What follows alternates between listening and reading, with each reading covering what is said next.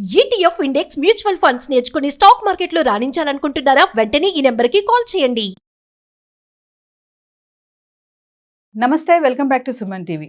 అమెరికాలో మన భారతీయ విద్యార్థుల భవిష్యత్తు ఎలా ఉండబోతుంది, వారి ముందున్న మార్గాలు ఏంటి, మరి ఇప్పుడున్నటువంటి ఇలాంటి వాతావరణంలో అక్కడ యూనివర్సిటీస్ మన వాళ్ళకి ఎలాంటి సపోర్ట్ ఇస్తున్నాయి, చదువుకోవడానికి వెళ్ళిన వాళ్ళు మళ్ళీ తిరిగి వచ్చేయాల్సిందేనా, జాబ్ చేసే ఛాన్స్ ఉంటుందా ఉండదా, మరి దీనిపైన మరింత సమాచారం అందించడానికి ఈరోజు మనతో పాటు స్టూడియోలో ఉన్నారు మేనేజ్మెంట్ కన్సల్టెంట్ సంపత్ సముద్రల గారు. నమస్తే సార్. సార్, మరి ప్రజెంట్ చూసుకుంటే మరి ట్రంప్ హవా నడుస్తుంది. ఆల్రెడీ మనం చాలా వీడియోలో మాట్లాడుకున్నాం. ఓకే, ఇప్పటి వరకు వదిలేస్తే మరి ఫ్యూచర్ మన స్టూడెంట్స్ భవిష్యత్తు ఎలా ఉండబోతుంది అంటారు? మరి నేను అడిగినట్టుగా ఈ వాతావరణంలో అక్కడ యూనివర్సిటీ సపోర్ట్ ఎలా ఉంటుంది? మా యూనివర్సిటీస్ పరంగా మనం చూసినట్టయితే they are all supporting students and they are in favour of students అని చెప్పొచ్చు. అయినప్పటికీ ఇది గడ్డు కాలం అనే చెప్పాలి. Because the administration has made the policies quite stringent, and then ప్రతి ఒక్క ఇంటర్నేషనల్ స్టూడెంట్ అడ్మిషన్ మీద కూడా, ఆ తర్వాత ఈ మరి అంటారు స్టూడెంట్ ఎక్స్చేంజ్ ప్రోగ్రామ్ మీద వెళ్ళిన స్టూడెంట్స్ని కానివ్వండి, వీటన్నింటి మీద ఉన్న లీగల్ కేసెస్ని కూడా యూనివర్సిటీస్ ఫేస్ చేసి వాళ్ళు తెచ్చిన స్టూడెంట్స్ని డిఫెన్స్ చేసుకోవాల్సిన పరిస్థితుల్లో ఉంది. సో మరి యూనివర్సిటీలు సపోర్ట్ చేస్తున్నాయా అని అంటే సపోర్ట్ చేస్తున్నాయనే చెప్పాలి. కానీ మరి వాతావరణం పిల్లలకి ఎంత కంఫర్టబుల్గా ఉంది అని అంటే మనం ఇంతకు ముందు చూసిన టైంతో చూసినట్టయితే ఇది గడ్డుకాలం అనే చెప్పాలి. అంటే ప్రజెంట్ సార్ ఈ ఇయర్ అడ్మిషన్స్ తీసుకున్న వాళ్ళ పరిస్థితి చూస్తే ఈ ఇయర్ మళ్ళీ అదే నేను గడ్డుకాలం అన్నాను. ఎందుకని అన్నాను అని అంటే, ఇప్పుడు ఫర్ ఎగ్జాంపుల్ మిడ్ జూన్లో వీసా ఇంటర్వ్యూలు సస్పెండ్ అయిపోయాయి. ఆ తర్వాత మీరు ఇప్పుడు వీసా ఇంటర్వ్యూల కన్వర్షన్ రేట్ చూసినట్టయితే రిజెక్షన్ పర్సంటేజ్ హ్యాస్ ఇంక్రీస్డ్ ఫెనామినల్లీ. ఇంతకు ముందులాగా లేవు. ఇంతకు ముందు చాలా క్లియర్గా ఎక్కడ హైదరాబాద్ కౌన్సిలేట్లోనే కానివ్వండి, వేరే సిటీలో ఉన్న కౌన్సిలేట్లోనే కానివ్వండి, ఏవైతే క్లియరెన్సెస్ ఇంతకు ముందు వచ్చాయో ఆ రేట్లో ఇప్పుడు రావట్లేదు. అదే అంటే అడ్మిషన్ కార్డ్ చేతిలో పెట్టుకుని కూడా వీసా వస్తుందా రాదా అన్న డౌట్లో చాలా కన్ఫ్యూజ్డ్ స్టేజ్లో పిల్లలు ఉన్నారు అని చెప్పచ్చు. పోనీ వీసా ఇంటర్వ్యూ వచ్చినా కూడా ఓ డేట్ స్లాట్ వచ్చింది నాకు, నేను I'm going for the interview అని అంటే ఇంతకు ముందు ఎంత కాన్ఫిడెన్స్తో వెళ్ళారో అంత కాన్ఫిడెన్స్గా వెళ్ళడానికి లేదు. Because the scrutiny has become much more stringent, questioning has become much more stringent, and the percentage of rejection చూసినట్టయితే కూడా చాలా ఎక్కువగానే ఉందని చెప్పచ్చు. సో ప్రజెంట్ చూసుకుంటే మరి అక్కడ ఉన్న వాళ్ళ పరిస్థితే కానీ, మరి వెళ్ళాలనుకునే వాళ్ళ పరిస్థితి కానీ మరి ఈ టైంలో ఎలా ఉంటుంది అంటే, ఇప్పుడు నేనేమన్నానంటే వీసా ఇంటర్వ్యూస్కి వెళ్తున్న క్యాండిడేట్స్ ఎవరైతే ఉన్నారో వాళ్ళ స్క్రూటినీ అనేది చాలా టఫ్ అయింది అని అన్నాను. 10/9/49 అనే ప్రొక్లమేషన్ ఇంటర్నల్ సెక్యూరిటీ కోసం అని ఏదైతే ట్రంప్ గవర్నమెంట్ అంటుందో, వాళ్ళు స్టూడెంట్స్ని వాళ్ళ సోషల్ మీడియాని పబ్లిక్ చేయాలంటున్నారు. సచ్ దాట్ అవసరం పడితే వాళ్ళ సోషల్ మీడియా కంప్లీట్గా స్క్రూటినీ చేసి యూఎస్కి అగెన్స్ట్గా ఏమైనా ఉన్నాయా, వాళ్ళ పరిస్థితి ఏంటి అని స్టడీ చేసుకోవాల్సినంత scope. So it is becoming much more difficult for people to prove the clean and things. Documentation సరిగ్గా ఉండడం, ఏదో చిన్న మైనర్ ఇష్యూస్ కూడా ఉండకుండా చూసుకోవడం, ఇవన్నీ ఇప్పుడు వెళుతున్న లేదా వెళ్ళాలనుకుంటున్న పిల్లలకున్న కండిషన్. సరే, అక్కడున్న పిల్లల పరిస్థితి ఏంటి అని అంటే, ఆల్రెడీ అడ్మిషన్ అయ్యి ఆల్రెడీ యూఎస్లో వెళ్ళి కోర్సు కంప్లీషన్ స్టేజ్లో ఉన్నవాళ్ళు, కోర్సు కంప్లీట్ చేసిన స్టూడెంట్స్ అంటే వాళ్ళకేం పరిస్థితుల్లో తేడా ఏం లేదమ్మా.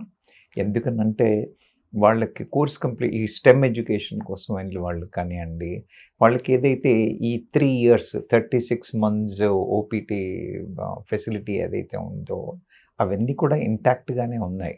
కాబట్టి అక్కడ ఆల్రెడీ వెళ్ళి కోర్స్ పర్స్యూ చేస్తూ కంప్లీషన్ చేస్తూ ఉన్న కండిషన్లో ఉన్న పిల్లలకి ఏం ఇబ్బంది ఉంది అని చెప్పలేం. ఎస్ కానీ ఇంతకు ముందు ఉన్న H1 వీసాల కంఫర్ట్ అనేది Comfort. ఇప్పుడు లేదు. ఎస్ ఎందుకంటే అంత ఈజీగా ఇవ్వట్లేదు.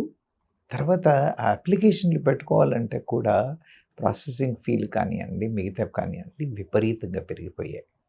Yeah. సో అంటే ప్రొహిబిటివ్గా తయారు చేశారు. కాబట్టి మరి ఉద్యోగం వీసాలు వస్తాయా అని అంటే ఓపీటీ 36 months అయితే ఉండగలుగుతారు, కానీ ఉద్యోగం వీసాలు వస్తాయా, ఉద్యోగాలు వస్తాయా అని అంటే ఒక క్వశ్చన్ మార్క్ అనే చెప్పొచ్చు. కానీ మరి అంటే ఆపర్చునిటీస్ ఉన్నాయా అంటే టోటల్గా క్లోజ్ అయితే ఏం అవ్వలేదు, కానీ ఇంతకు ముందు ఉన్నంత సులభతరంగా అయితే లేవు అని క్లియర్గా చెప్పొచ్చు. Yes. So coming to policies, మరి ఏమైనా చేంజెస్ వచ్చాయా? పాలసీలు అంటే ఇప్పుడు మార్పులు వాళ్ళకి ఇంటర్నల్గా రెగ్యులర్గా ఉన్న వాటిలో చిన్న చిన్న మార్పులు ఉన్నాయమ్మా. నేను ఇప్పుడు మీకు స్పెసిఫిక్గా చెప్పాను కదా, స్క్రూటినీని చాలా స్ట్రింజెంట్ చేయమన్న ఇన్స్ట్రక్షన్స్ ఉన్నాయి. తర్వాత ఈ సోషల్ మీడియా చెప్పాను కదా, దాని మీద any student who is applying for visa should make their social media public. So anybody they should be able to go and access, review, check అన్న చేంజెస్ ఉన్నాయి. ఆ తర్వాత ఇప్పుడు నేను ఇంతకుముందు అన్నట్టుగా యూనివర్సిటీస్ కూడా స్టూడెంట్ ఎక్స్చేంజ్ ప్రోగ్రామ్ మీద వీసా అన్న వాటన్నిటికీ కూడా డాక్యుమెంటేషను, ప్రాసెస్ ఇవన్నీ చాలా చాలా క్షుణ్ణంగా మెటిక్యులస్గా చెక్ చేస్తున్నారు. కాబట్టి ఇంతకుముందు ఎప్పుడైనా అటు ఇటు దొరికినా ఏదైనా జరిగితే మేనేజ్ అయ్యేదేమో, కానీ ఇప్పుడు పరిస్థితుల్లో అలాంటివి ఏమీ జరగడానికి అవకాశాలు లేవు. సార్ ఇప్పుడు రూపాయి మారకం కూడా బాగా పెరుగుతుంది. సో మరి కమింగ్ టు ఎక్స్పెన్సెస్, మరి అక్కడ ఖర్చులు సరిపోక, మనం ప్రీవియస్ ఒక వీడియోలో మాట్లాడుకున్నాము, అక్కడ డబ్బులు సరిపోక మళ్ళీ మాకు మనీ పంపించండి అని పేరెంట్స్కి కాల్ చేసి అడగడము, మరి ఈ రూపీ పెరగడంతో అక్కడ ఖర్చులు కూడా పెరుగుతాయి కదా. మరి కాస్ట్ పరంగా చూసినట్టయితే నేను అన్నట్టుగా it is becoming difficult for students day by day. డబ్బులు అక్కడి డబ్బులా, ఇక్కడి నుంచి డబ్బులు వెళ్తున్నాయా, లోన్లా అన్న విషయాలు పక్కన పెడితే ఎవ్రీ ఆస్పెక్ట్లో కూడా, బికాజ్ ప్రతి అప్లికేషన్కి, ప్రతి ప్రాసెసింగ్కి ఫీజులు మారాయి, మిగతా ఖర్చులు కూడా పెరిగాయి. కాబట్టి it is going to be little tough financially also. Procedurally కాకుండా కూడా ఫైనాన్షియల్లీ కూడా విద్యార్థులకు కొంచెం గడ్డుకాలం అనే చెప్పచ్చు. కమింగ్ టు సార్, ఇప్పుడు అబ్రాడ్ ఎడ్యుకేషన్ అంటే చదువుకోవడానికి వెళ్ళి అక్కడ చాలామంది వాళ్ళ డిగ్రీస్ అయిపోయాక జాబ్ చేయాలనుకుంటారు.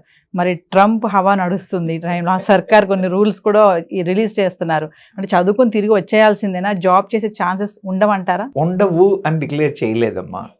ఉద్యోగాలు ఇవ్వరు అనేమి రూల్స్ ఏం పాస్ చేయలేదు.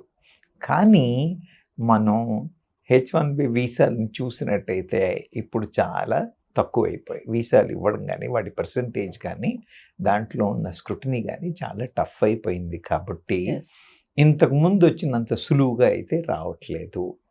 మరి ఎప్పుడైతే రావట్లేదు అని అంటే వాళ్ళకి ఇచ్చిన ఆ 36 నెలల ఓపీటీ ఎక్స్టెన్షన్లో ఉన్నంత వరకు చేసుకుని ఆ లోపల కష్టపడి ఉద్యోగం తెచ్చుకోగలిగితే దెన్ దే కెన్ స్టే. కానీ ఆ తెచ్చుకోవడం అనేది అంత ఈజీగా కనబడట్లేదు. కాబట్టి 36 months తర్వాత రిటర్న్ రావాల్సి వస్తుందా అని అంటే రావాల్సి వచ్చే పరిస్థితులు కూడా చాలానే కనిపిస్తున్నాయి. అందరికీ కాకపోయినా మెజారిటీ ఆఫ్ ద పిల్లలకి రావాల్సిన పరిస్థితులే ఉన్నాయి. కాబట్టి వెళ్ళేప్పుడే నేను చదువుకోవడానికి వెళ్తున్నాను అన్న ఉద్దేశంతో వెళ్తే బెటర్ ఏమో. లేదా ఇప్పుడు ఉన్న పిల్లలు కూడా we will complete our education, chance ఉంటే okay, if I get I'm fine, otherwise I'm willing to come back to India అన్న దాంతో వెళ్ళారనుకోండి, అప్పుడు స్ట్రెస్ ఉండదు. కానీ ఇవాళ ఉన్న పరిస్థితుల్లో చూసినట్టయితే లేదు నేను అక్కడ ఉండడానికని వెళ్తున్నాను అన్న మైండ్ సెట్తో వెళ్ళిన పిల్లలు కానీ, ఆ మైండ్ సెట్తో పంపించిన పేరెంట్స్ కానీ ఉన్నట్టయితే మాత్రం వాళ్ళకి విపరీతమైన స్ట్రెస్ అవుతుంది అని చెప్పచ్చు. సార్ ఒక విషయం చెప్పండి, స్మార్ట్ అండ్ స్కిల్ ఉంటేనే సర్వైవ్ అవుతారు అక్కడ ప్రెసెంట్ అని అంటే ఏం చెప్తారు? స్మార్ట్ అండ్ స్కిల్ ఉంటేనే అనేది అక్కడే కాదు ఎక్కడైనా అంతే.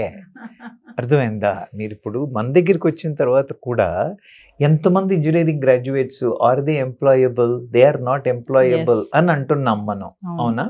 మరి ఏ దేశంలో అయినా కూడా వాళ్ళ దేశస్తుల్ని కాకుండా మన వాళ్ళని రిక్రూట్ చేసుకోవాలి అని అంటే మన వాడు కొంత తెలివితేటలు ఎక్కువ ఉండడం, కొంత స్కిల్ ఎక్కువ ఉండడం, వాళ్ళ ఎకానమీకి కాంట్రిబ్యూట్ చేయడం అన్న పరిస్థితులు అయితే ఉండాలి కదా.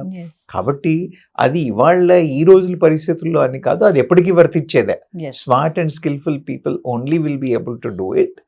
స్టెమ్ ఎడ్యుకేషన్కి ఇంకా అక్కడ ఆపర్చునిటీస్ ఉన్నాయి కాబట్టి సరిగా చదువుకుని సరిగ్గా ఉన్నవాళ్ళు ఒకటి. రెండవది వీసా ప్రాసెసింగ్లో వీసా ఇంటర్వ్యూలో చాలా చాకచక్యంగా దాన్ని ఫేస్ చేసి చేయగలిగిన వాళ్ళు, H1Bలు తెచ్చుకోగలిగిన వాళ్ళు, these are all the people who are going to survive. ఈ ఏ స్టెప్లో ఎక్కడ కొంచెం ఇబ్బంది అయినా కూడా it is going to be a difficult thing. So మళ్ళీ ట్రంప్ సర్కార్ ఒక నోటీస్ అయితే ఇచ్చింది రీసెంట్గా, ఏంటంటే F1 స్టూడెంట్ వీసా ఇంటర్వ్యూస్ మళ్ళీ స్లాట్ ఓపెన్ చేస్తున్నాము, మీరు రిజిస్టర్ చేసుకోవచ్చు, కాకపోతే ఏంటంటే సోషల్ మీడియా ఏదైతే ఉంటుందో దాన్ని అన్లాక్ చేసి పెట్టుకోవాలి, మేము చెక్ చేస్తాం ఖచ్చితంగా, ఎవరైతే అన్లాక్ చేయలేదో వాళ్ళది అప్లికేషన్ రిజెక్ట్ అవుద్దని చెప్తున్నారు. మరి రిలీజ్ చేయడం ఎందుకు, ఇలాంటి ఆప్షన్స్ పెట్టడము అంటే కదమ్మా, వాళ్ళు ఏం చెప్తున్నారంటే సెక్యూరిటీ రీజన్స్ అని.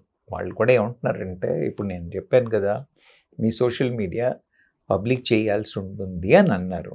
Such that the visa officers or the concerned officers of US, if they want to investigate or look into, go do the scrutiny, what kind of people, ఎలాంటి కమ్యూనికేషన్ అవుతుంది అని చెక్ చేయడానికి.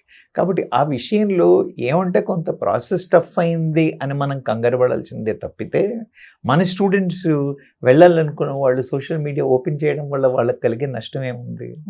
The only thing is ఇవన్నీ ఇంకో 2 స్టెప్పులు ఎక్కువయ్యాయి, ఇంకో complication process ఎక్కువైంది అన్న కంగారే తప్పితే, మన వీసా రిజెక్షన్కి ఆర్ వీసా యాక్సెప్టెన్స్కి మన సోషల్ మీడియాకి పెద్ద ఇదేమీ ఉండదు. So with that what they are trying to avoid illegal guys or wrong guys entering into their country. కాబట్టి అదేం పెద్ద ఛాలెంజ్ అవ్వకపోవచ్చు, కానీ ద ఓవరాల్గా యాక్సెప్టెన్సెస్ పర్సంటేజ్ ఏదైతే ఉందో దాని వాల్యూ కొంత నంబర్స్ తగ్గింది, కాబట్టి that is the area of concern. ఒకవేళ వీసా కన్ఫర్మ్ అయినా కూడా ఇచ్చేసాక కూడా మేము ఎప్పటికప్పుడు మిమ్మల్ని అలర్ట్ చేస్తూ ఉంటాం, సెర్చ్ చేస్తూ ఉంటాం అని కూడా ఒక నోటీస్ ఇస్తున్నారు సార్. అవునమ్మా. ఎందుకు సార్? అంటే అలా ఎందుకు? అంటే అట్లే కాదు, ఇప్పుడు ఓపెన్ అని చెప్పారు, కానీ ఇప్పుడు వాళ్ళు స్క్రూటినీ చేస్తారు చెయ్యరు, వీసా ఇచ్చేసారు. స్టూడెంట్ వెళ్ళిన తర్వాత ఎప్పుడో ఏదో అవకాశాల మీద they do an investigation. If they find it something wrong అన్న ఉద్దేశం. క్లీన్గా ఉన్నవాడికి ఇప్పుడు చెక్ చేస్తే 4 రోజుల తర్వాత చెక్ చేస్తే ఇట్స్ ఓన్లీ ఎ ప్రెషర్. అర్థమైందా? మన ఊరికే డుక్ అంటూ ఉంటుంది, ఏంటి ఎప్పుడు ఏమవుతుందో అనే తప్పితే, క్లీన్గా ఉన్నవాడికి ఇవాళ చెక్ చేస్తే 6 నెలల తర్వాత చెక్ చేస్తే, so that's not going to have any impact. I don't think student should be worried about that may not be a concern area. దాని గురించి వాళ్ళంత కంగారు పడాల్సిన అవసరం కూడా ఏం లేదనుకుంటారు. అంటే ఫ్యూచర్లో సార్, ఇప్పుడు అబ్రాడ్ ఎడ్యుకేషన్కి వెళ్ళాలనుకున్న వాళ్ళు మామూలుగా పేరెంట్స్ అంటారు కదా, లోన్స్ తీసుకుని పంపిస్తారు, అక్కడికి వెళ్ళాక మీరు జాబ్ చేసుకుంటే ఆ లోన్ క్లియర్ చేయాలంటారు. ఒకవేళ ఫ్యూచర్లో ఓన్లీ చదువుకోవడానికి రావాలి, ఇక్కడికి జాబ్ చేసే ఛాన్సెస్ లేవు అని అంటే మరి ఎలా ఫినాన్షియల్గా వాళ్ళు ఎలా మేనేజ్ చేసుకుంటారు? ఇప్పటికీ కూడా నేనేమంటున్నాను, వాళ్ళు మేము ఉద్యోగాలు ఇస్తాను రండి అని అనట్లేదు, ఇప్పుడు కూడా అనట్లేదు వాళ్ళు. ఓకే, ఇప్పుడు వెళ్ళిన స్టూడెంట్స్ అందరూ కూడా అక్కడ సెటిల్ అయిపోతారన్న నమ్మకం లేదు, వాళ్ళకి H1B వస్తుంది అన్న గ్యారంటీ లేదు. కాబట్టి నేనేమన్నాను, కోర్స్ కంప్లీట్ చేసిన తర్వాత వాళ్ళకి ఇచ్చిన 36 నెలల ఓపీటీ టైంలో ఉద్యోగం దొరికితే దొరికినట్టు, లేదా they have to come back. అంటే సార్ మరి లోన్ తీసుకుని వెళ్ళారు అని అంటే, లోన్ తీసుకుని వెళ్తే అమ్మా అక్కడి నుంచి సంపాదించి లోన్ కడతాము అని అనుకుని వెళ్ళిన వాళ్ళకి మాత్రం ఇది ఒక విపరీతమైన డిఫికల్ట్ సిచ్యువేషన్ అని చెప్పాలి. అక్కడ చదువుకొని వచ్చాడు, ఇక్కడికి వచ్చి he will make employment, he will repay అన్నప్పుడు టెన్షన్ ఉండదు.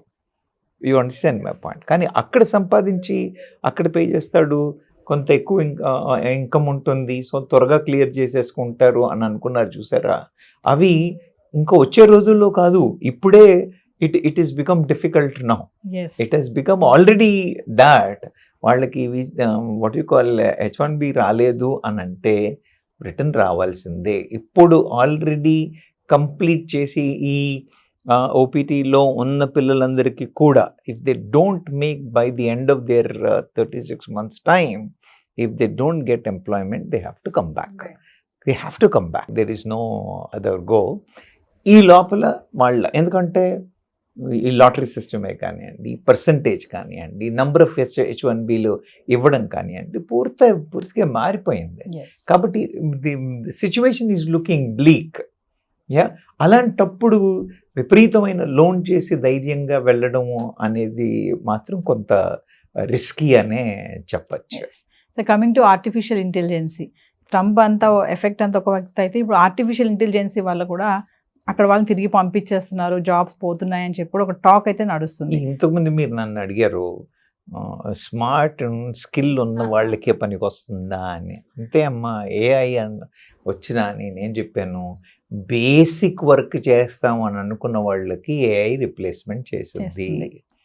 ఇంటెలిజెంట్గా, స్మార్ట్గా, క్రియేటివ్ వర్క్ చేసేవాళ్ళు, క్రియేటివ్ ఐడియాస్ చేసేవాళ్ళు, ఏఐని డామినేట్ చేసేవాళ్ళు, ఏఐని డామినేట్ చేసేవాళ్ళు ఖచ్చితంగా దానికి ఏమి ఏఐ పెద్ద ఇన్ఫ్లుయెన్స్ ఏమీ ఉండకపోవచ్చు. yes, కానీ మేము ఉండడమే బేసిక్ లెవెల్లో ఉన్నాము, we will be keep handling only basic level of things అని అనుకుంటే మాత్రం ఏ అక్కడే కదమ్మా, ఇక్కడ కూడా ఉద్యోగాలు పీకేస్తా అంతే. You understand my Yes. Point. World across it is coming in to a place. కాబట్టి ఆ దిశలో చూసినట్టయితే పిల్లలు ఇంకా జాగ్రత్తగా ఉండాలి. They have to pick up the skills much better. Yes sir. Why పేరెంట్సే కానీ పిల్లలే కానీ అబ్రాడ్ ఎడ్యుకేషన్ అనగానే వై యుఎస్ఏ ఎందుకు చూస్ చేసుకుంటారు? ఇంకా చాలా ఉన్నాయి కదా, జర్మనీ, కెనడా, ఆస్ట్రేలియా ఇన్ని ఉన్నాయి కదా, ఎందుకు యుఎస్ఏనే?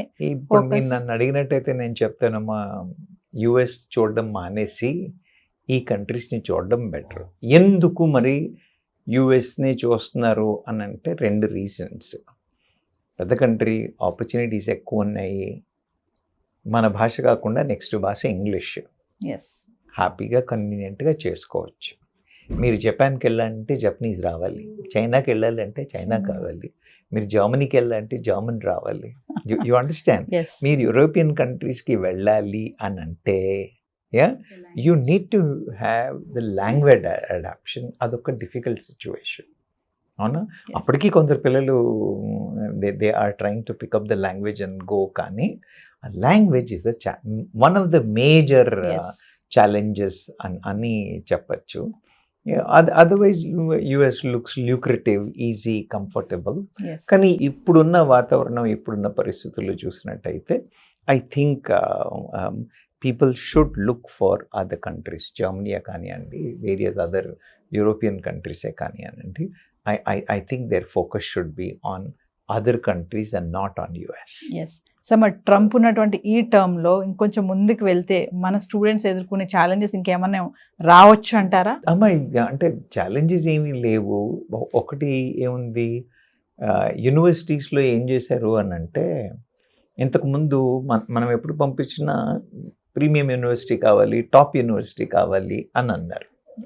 వాళ్ళకి ఇచ్చే వీసాల కంటే 15% కంటే తక్కువ ఇంటర్నేషనల్ స్టూడెంట్స్ ఉన్న క్యాంపసెస్ ఏవైతే ఉన్నాయో ఆ క్యాంపసెస్ ఆఫ్ అడ్మిషన్ లెటర్ పట్టుకుని ఉన్న వాళ్ళకి వీసాలు ఇస్తున్నారు. So they are encouraging for their universities which are not performing better. అలాంటి స్టూడెంట్స్కి వీసాలు ఇస్తున్నారు. కానీ టాప్ పెర్ఫార్మింగ్ యూనివర్సిటీస్ ఏవైతే ఉన్నాయో, మన పిల్లలు వెళ్ళాలనుకున్న యూనివర్సిటీస్ ఏవైతే ఉన్నాయో వాటికి వీసాలు ఈజీగా ఇవ్వట్లేదు. అందుకని choice of university going to be a big challenge for the students. So choice of university, visa process, then getting a good opportunities in OPT, then while being in the OPT time getting an employment and having a H1B visa coming in. These are all the aspects what the current student should take care. Yes. So finally మనం అనుకున్నట్టుగా అంటే మీ వెళ్ళాలనుకున్న వాళ్ళకి కొంచెం కన్ఫ్యూజన్లోనే ఉంటున్నారు. Present అక్కడ అలా ఉంది కాబట్టి సిచ్యువేషన్ ఇప్పుడు వెళ్తే కరెక్ట్ కాదేమో అని అలా ఉన్నారు కొంతమంది. ఏదేమైనా అక్కడికి వెళ్ళిపోదాం, అక్కడికి వెళ్ళాక జరిగే సర్కమ్స్టాన్సెస్కి మనము చూసుకుందాం అనుకునే వాళ్ళు కొంతమంది ఉన్నారు. సో ఫైనల్గా మీరు ఏం చెప్తారు? అలాంటి వాళ్ళని హ్యాపీగా టికెట్ చించి పడేసి ఆ ఉద్దేశం మానుకోమని చెప్తున్నాను. You understand my point? Yes, ఏమో why do you want to make your life uncertain?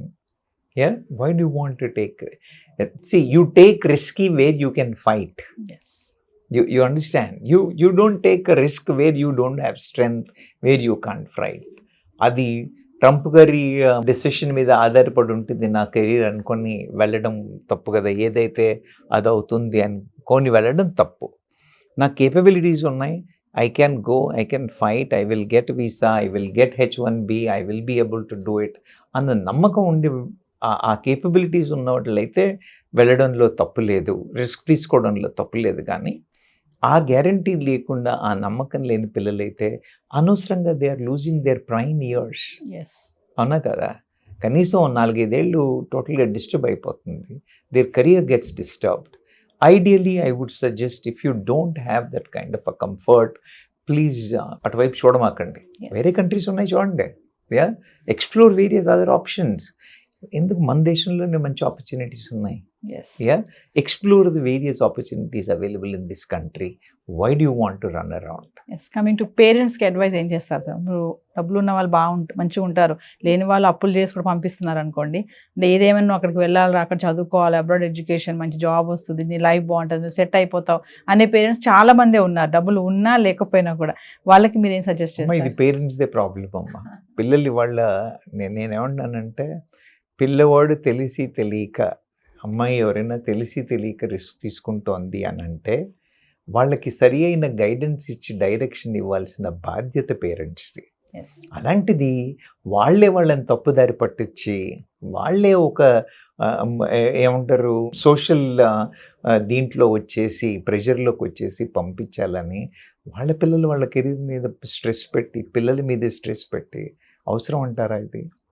Yeah, ideally I suggest parents should not talk about. మన పిల్లలు మనల్ని వదిలి వెళ్ళకూడదు.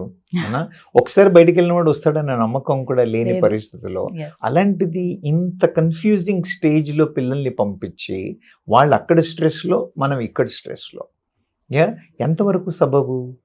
యా, ఐడియలీ సజెస్ట్ దట్ 100% కాన్ఫిడెంట్గా అన్ని స్టెప్స్లో అలా ఉన్నారు అన్న పిల్లలు తప్పితే, యా, ఏమాత్రం మీడియోకర్గా ఉన్నా ఏమాత్రం డౌట్ఫుల్గా ఉన్నా పేరెంట్స్ వాళ్ళని పంపించొద్దు, వాళ్ళని ఎంకరేజ్ చేయకూడదు. మీరు అన్నట్టుగా they can explore Europe, they can explore the other countries, or they can explore the other different careers in India itself. Yeah, పేరెంట్స్కి అయితే నా ఉద్దేశం, please don't influence them to go. Yes. Please resist from influencing them to go అని చెప్తాను. Yes. Thank you sir. Thank you.